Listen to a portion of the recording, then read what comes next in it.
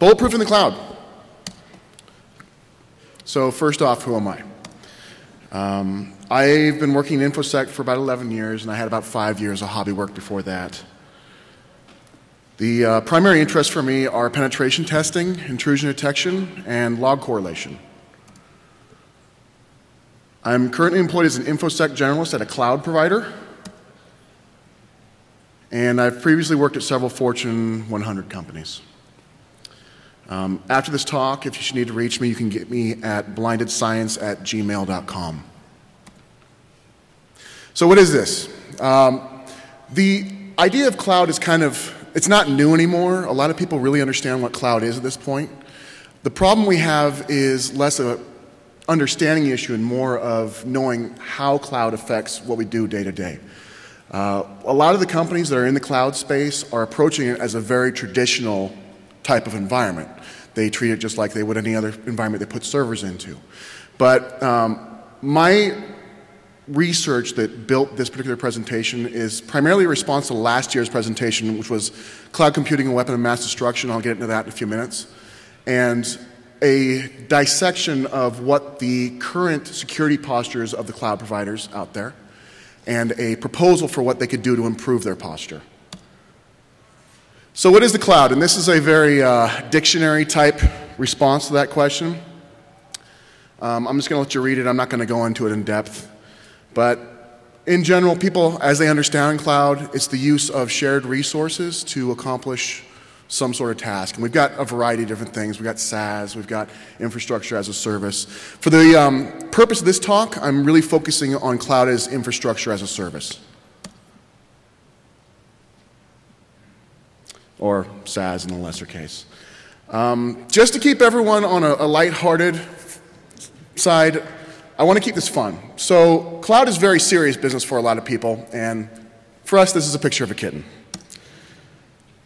All right, so first off, last year we had a talk about a weapon of mass destruction, but prior to that, we had the DEFCON 17 talk, which was clobbering the cloud.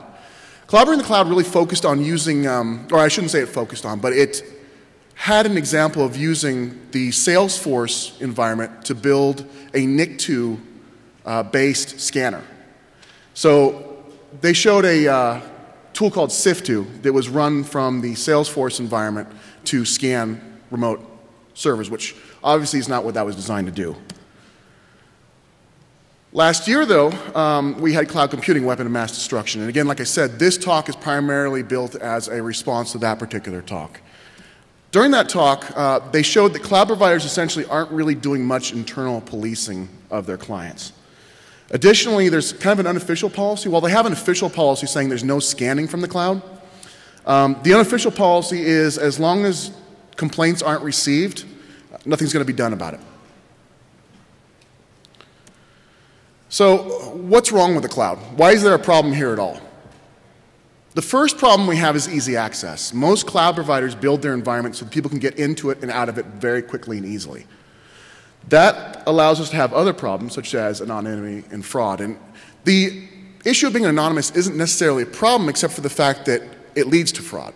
A lot of people use cloud resources, and I'm sure we've probably got a few of you up in here who have used cloud resources in ways they weren't intended to be used. And some of that's fraudulent, some of it isn't. That leads to another problem, though. You end up with contention for resources. Again, cloud really is an environment that's meant to be shared. So when you have one client who's misbehaving, it can affect the others through contention. The cloud provider really faces problems with damage to the infrastructure. As I mentioned, fraudulent customers. Fraudulent customers frequently turn out to be using false credit cards that can't be charged or get charged back, so that you've used cloud resources without paying for them. And their kind of proven inability to address their own security as based off of the previous presentations. The client, however, faces another series of problems, and if you are a cloud consumer, these things should concern you. One compromised client of a multi-tenant environment can affect others, and that gets back to contention. The larger problem, though, for most of the customers is that they are no longer in control of their entire IT infrastructure. They've offloaded that to someone, especially, again, SaaS and IaaS, So that a user who's compromised may not have any capability of knowing they're compromised and may never know they're compromised. So I'm going to get into now what most of the cloud providers are doing in this space. The providers are treating cloud security as a traditional hosting environment. That's pretty straightforward. That seems logical in most cases. Clients are given a virtual firewall with inline IPS services, and this is getting to the IaaS. Providers frequently offer a vulnerability assessment for free, and this is great. It shows the providers are at least somewhat concerned for their clients, and the fact that they're giving away this service in a lot of cases is a good positive move forward. Each client's virtual instance is independent, which means the clients are essentially fending for themselves with no coordinated enterprise security. So the problems with the conventional solutions that a lot of cloud providers are doing, IPS first of all, it's very difficult for providers to offer a prepackaged IPS that works for all clients and won't block legitimate traffic, and that's pretty straightforward. When you put together an environment where people can drop in and out of it very quickly, it's tough to give them something that's a cookie cutter that will work for everyone. IPS in particular is a danger because you're talking about blocking traffic, which in some cases may be legitimate traffic. Information coming from an IPS is frequently incomplete, so you have encryption that keeps you from seeing the data inside the IPS, and a lack of awareness of what's going on in the endpoint. The last problem with IPS is that it has to work at line speeds. Very complex correlations aren't possible. What I mean by very complex, a lot of the IPS solutions that are out there do a really good job of doing vulnerability assessment to IPS type correlation and other basic correlations. When I talk about complex correlations, I'm talking about behavioral correlations that go back months. The IPS can't keep that amount of data in memory in some cases, or it can't look at it quickly enough to make line speed decisions. So it has to make sometimes incomplete decisions. Then we get to the problem of a traditional network design. Really, in a traditional network design, and I'm sure as security practitioners, we've all dealt with this in the past, you have the turtle shell approach. Hard on the outside, soft on the inside. So you're focusing on your external threats. You're assuming the internal hosts are trusted, and beyond that, your clients really aren't benefiting from security data that's being generated by the other clients. So, how is that working? Now, what I did is I have the access to a series of logs from a variety of my clients. So I took those logs and I did probably what isn't exactly a scientific analysis of it. What I looked for were the large cloud providers, hosts that recurred from those large cloud providers, and how long it took after I sent an automated alert to that provider that there was something wrong with their network for them to respond to it. What I had to do is, because most providers don't respond to those types of emails, I had to make guesses on how they're performing on their side. That may lead to worst case scenarios. So I would look for a host that occurred. If I sent out an email and they responded to it, I would never see that host again. That data got thrown out because I couldn't be sure. Also, if I saw a host and I saw the host again and then I never saw the host again after that, I couldn't be sure that the provider had actually fixed it. Again, I just had to make guesses based off the data I was seeing.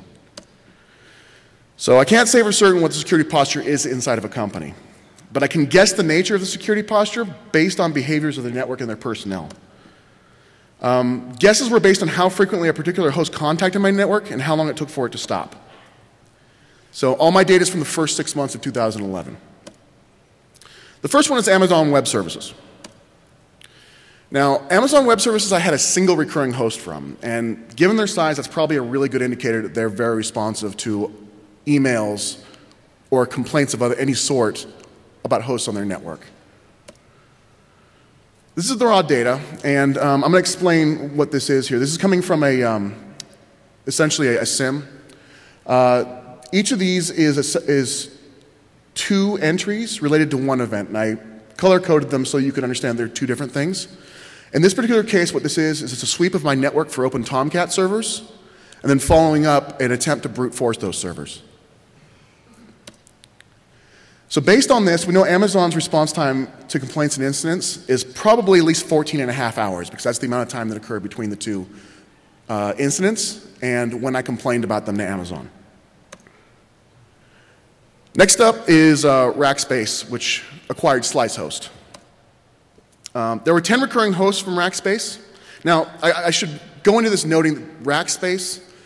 I can't tell from the outside unless I do a scan of their network whether these are actually cloud devices or traditional devices. But again, this is more on their responsiveness to complaints and less about their cloud particularly. So this is an event from Rackspace that represented an SSH scan of my network.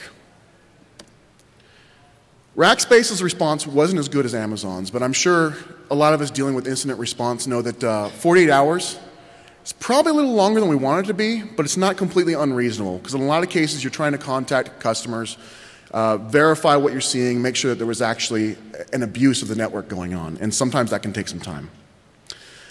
The next slide I'm going to show you is from a provider where, and again, I know some of you are in the crowd here.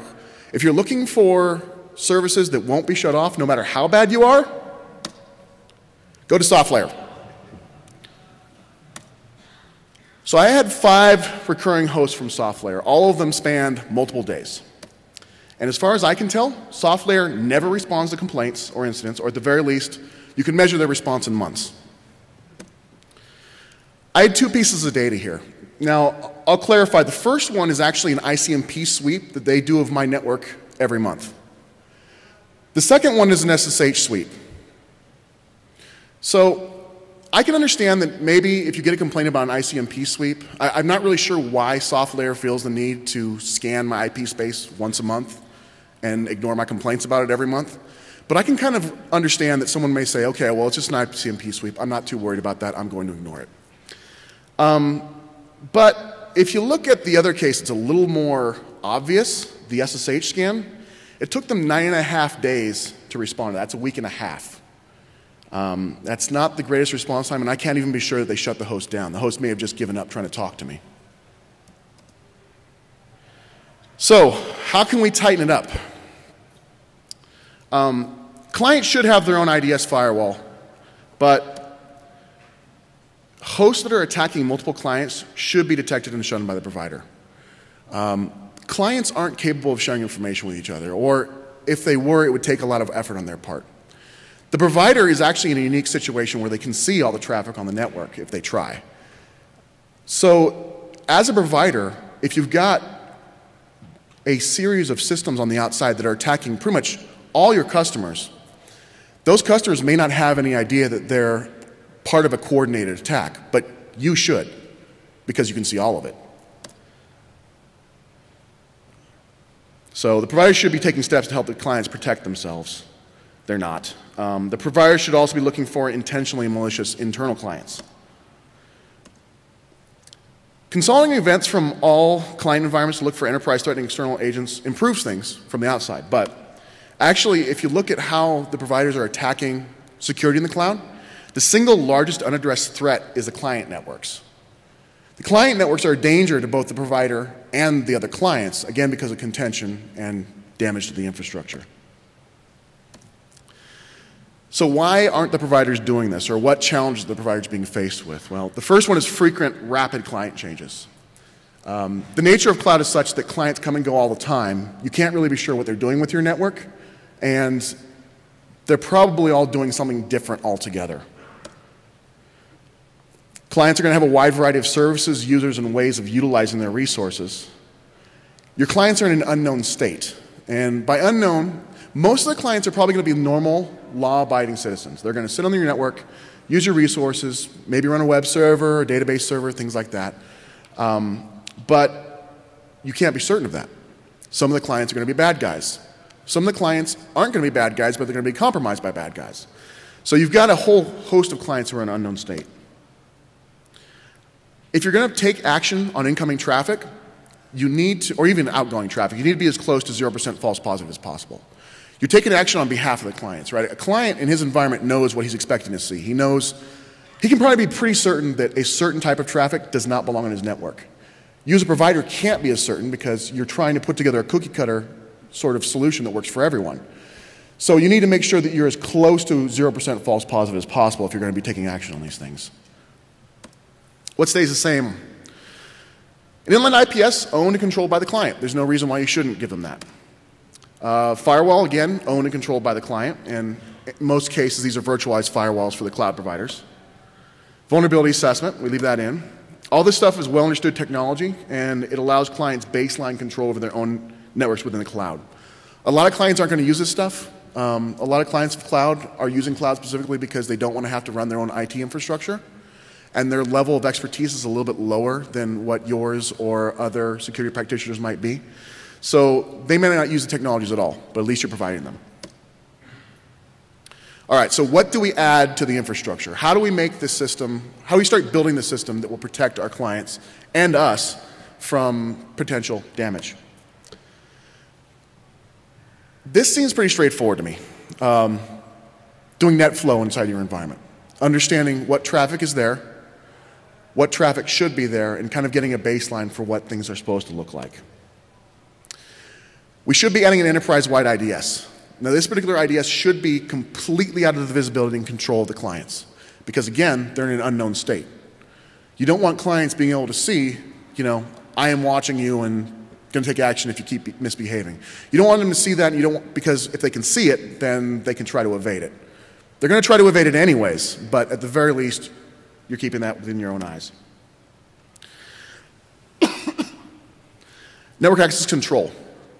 This is pretty straightforward too. It's a little different for cloud than it would be for a traditional environment, and I'll get to that in a minute. You're going to throw in an event correlator, and this is what's traditionally known as a SIM. For my use here, we're talking about a forensics analysis SIM rather than a regulatory SIM, as most people are familiar with it. Log consolidation and on-access misconfiguration detection. That phrase just means watching the network for new servers and services and checking them for very basic misconfigurations. All right, so when I talk about some of these things, a lot of people ask me, why not use OSSIM? And OSSIM, I've thrown the URL up here in case anybody wants to investigate open source SIMs. But OSSIM uses many of the same tools I'm suggesting. And problem I have with it, and the reason why I don't personally use it, is because it makes assumptions about the network it's placed into. And that just means that the tools it's using are all prescribed. When you use OSSIM, you know you're going to use the ACID database, I guess the base database is your system for managing data, and all the tools that go along with OSSIM. Additionally, OSSIM's correlation engine is not as flexible as SEC, which is what I'll be talking about in a minute.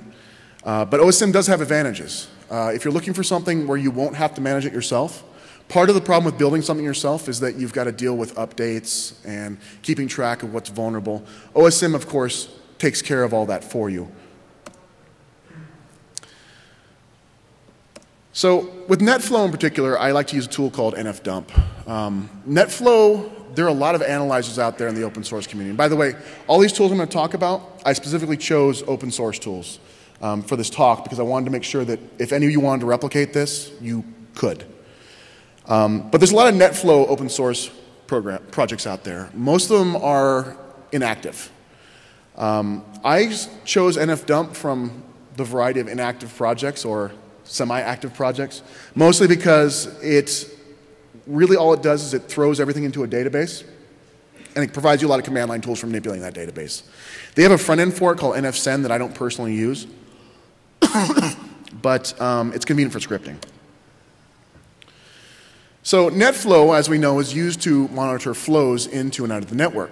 We can use it to monitor for excessive prolonged network utilization. It can also be used to trend network performance and flag suspicious spikes.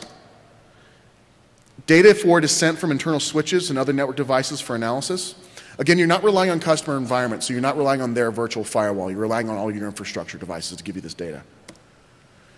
And it can help provide network server and service inventory data for keeping track of what's running inside the client networks and your network. I like Snort for enterprise-wide IDS. URL for those of you who haven't looked at it before, but I'm sure most of you have probably seen this. It's well known and widely used. It's independent of the clients. They cannot see it. It's attached to the network egress and ingress points. There are no trusted networks. Snort, you've got that home net variable. We're not setting that to anything. We're looking for everything. Everything is untrusted in our design. And this will also provide you some network server and service inventory data. Packet Fence is the NAC I've chosen to use. And Packet Fence has a a talk going on tomorrow in case any of you want more information than what I'm going to give you here. There's the URL. Now, NAC breaks down into two different types of technologies. There's pre-admission and post-admission. Pre-admission is probably what most of you who are running corporate networks are familiar with. Pre-admission NACs, they look for when a host comes onto the network to make sure there's things like patch levels, updated antivirus, all the configuration controls that you're expecting to be on the server or host, and allow this server to come into the network based off of those things being in line with what you're expecting. The post-admission devices, on the other hand, what they're doing is they're looking for behavior once the host is on the network. Ideally, you're doing both for corporate environments. It's much more difficult to do pre-admission in a cloud environment because, the clients really could be anything. The client is buying space from you. So we're using this for post-admission behavior quarantining. It's going to take input from other systems and use it to make decisions to quarantine devices. syslog-ng, which I'm pretty sure most of you have been exposed to at some point. Again, it's well known and widely used. All your infrastructure devices, your servers, switches, IDS, etc., are logging here. Again, these are not your customer devices because the customer devices they have control over and can do weird things to. And part of what you're trying to protect yourself and your clients from are these client environments. Okay, the on-access misconfiguration detection. So I use a variety of tools for this. I use Medusa for the basic brute forcing, and I have a list of like 10 usernames and 13 passwords I use. Should run a scan within about 30 seconds. Metasploit for some more advanced things. And then Nmap. I use Nmap primarily to look for our customers who have bought firewalls from us, but aren't using them. It's my way of saying, hey, you set, and this has happened. Customers come into our environment and set allow all while they're testing something and just leave it that way. I'm sure you all know that that's a nightmare. The clients may not. So the Nmap is used to detect that and warn them, hey, your firewall's turned off right now. I have a few others for odds and ends. They're specialized things like looking for open proxies, stuff like that. But these are the ones that are the workhorses of this particular system. These tools are called by the correlation system to run basic misconfiguration checks of any new servers and services seen on the network. And that comes from the NetFlow data as well as the snort data. Finally, we have where the magic occurs, which is the correlation system. Now, my correlation system of choice is the simple event correlator. It's a pretty simple, non-vendor specific correlation system. It'll keep track of events from a variety of sources. It's not inline. So this is a big difference from the inline IPS. We're not inline here. So I can make slow, well-informed decisions. I can keep all kinds of things in memory as long as I have enough memory to hold it. And I can spend minutes making decisions instead of having to spend split seconds. The SEC system is in charge of coordinating everything else in the environment. All right, so how does this work? We've got here our rather geeky-looking correlator, our cloud with our client environment, and our outgoing ISP link. This symbol in this spot right here is just, this is where our NetFlow data is coming from. I'm using it to generically represent our switches and various network devices. Our firewall, and down below we have the AAA server. On the outside, we have the enterprise-wide IDS, again running independent of the client. From time to time, our correlator will fire off our on-access misconfiguration detection as well as our vulnerability assessment. This is used to keep track of what's going on with the client systems to give us an idea of where there might be security problems. So let's say we have a customer start sending out an event, right? These are any kind of malware, could be worm propagation, could be a scam. All these devices would be configured to send logs back to a central location, our correlator in this case. Additionally, the two network-style devices, the switches, the NetFlow, and our firewalls would send our NetFlow data back to the correlator. Hopefully, this should allow our correlator to understand that there's a threat going on, fire off the NAC, which will then turn off the server and the malware. But how does that occur? I'm going to go through a few scenarios real quick on easy ways that this can be done. Towards the end of the talk, I'll talk about some more complex ways to detect misbehaving hosts. But here we have our IDS, our firewall, and our switches. And these are our happy clients. We'll throw in a bad guy. So someone buys a server from us, and they turn it on, and they start doing bad stuff. Now, this particular scenario, our bad guy has started using a known hacking tool to start attacking outside the environment. And this is actually a really simple way to detect them. The one I see most frequently with this is SIP scanners. So the external IDS should understand that there are some signatures related to specific tools that are known to be bad. Detects that, notifies the correlator. Correlator says, hey, I've got malware in here. Shuts down. But there are other scenarios. In this case, maybe we have a pattern of traffic going outbound.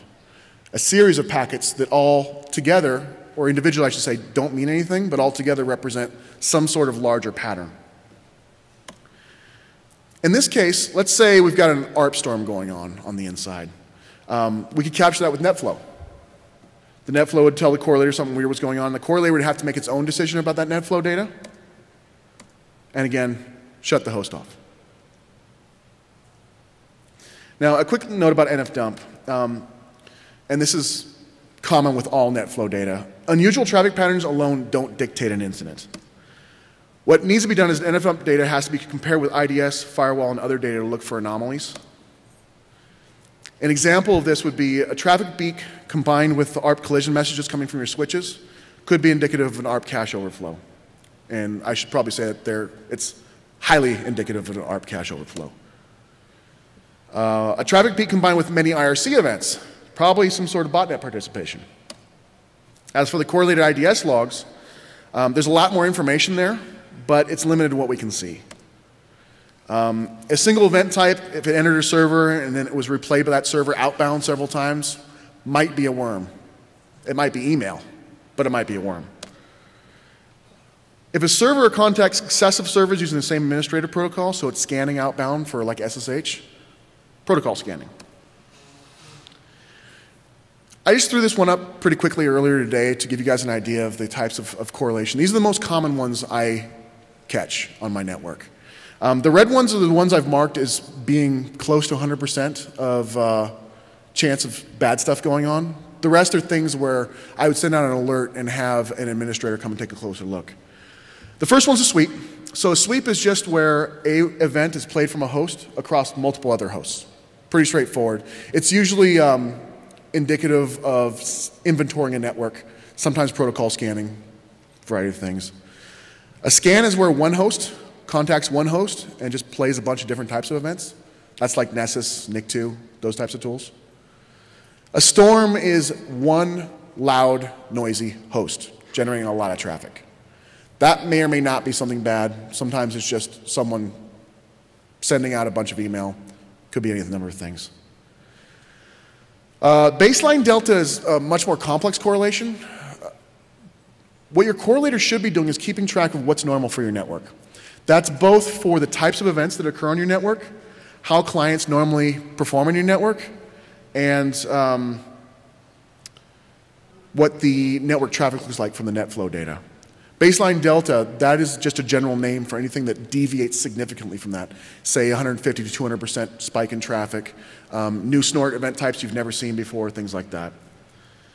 The worm, I talked about briefly. You have an event come in and then play out multiple times.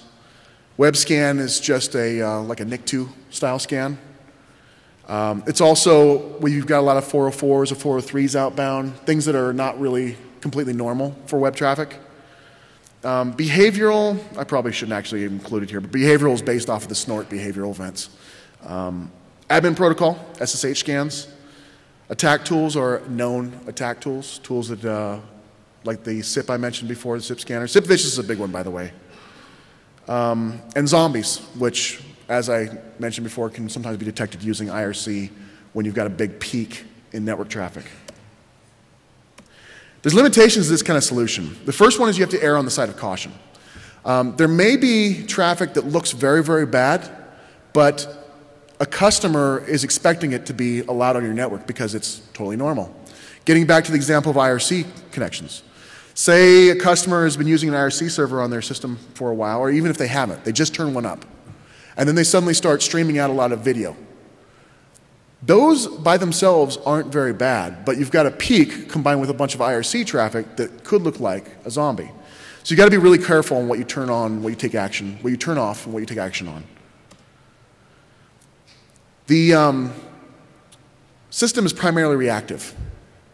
You may be taking action after damage is already done. The goal of the system isn't, so IPS is meant primarily to prevent these types of things, right? The goal of the system is to slow the attacker down. It's somewhat similar to a honeypot, but different in scope. What I found is that most attackers aren't targeted attackers. They're opportunistic attackers. They're looking for a specific thing that's vulnerable on any server anywhere, and they don't really care what it is. Or I should say, don't care which server it is, they just want in. So they try the same thing against a bunch of different systems. This system is primarily designed to keep those kinds of guys out. They start scanning, they attack host client number 1, and with any luck, they are unable to attack anybody else after that because my enterprise level system has detected it, without the client needing to take any action at all. So to conclude, cloud providers really don't appear to be internally policing their clients' networks at all. And really, they should be taking reliable measures to detect both malicious clients and compromised clients. And I guess at that point, I'll take questions.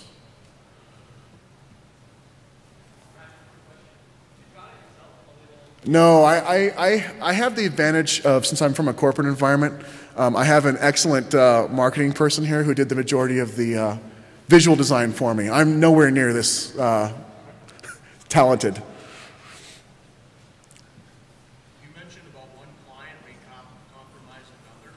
How do you prevent against that? Well, the goal of the system is to, I guess there's no more danger of a client compromising another client. When we talk about compromise, I mean breaking in from one client environment to another client environment than there is from an external environment breaking into that same client environment.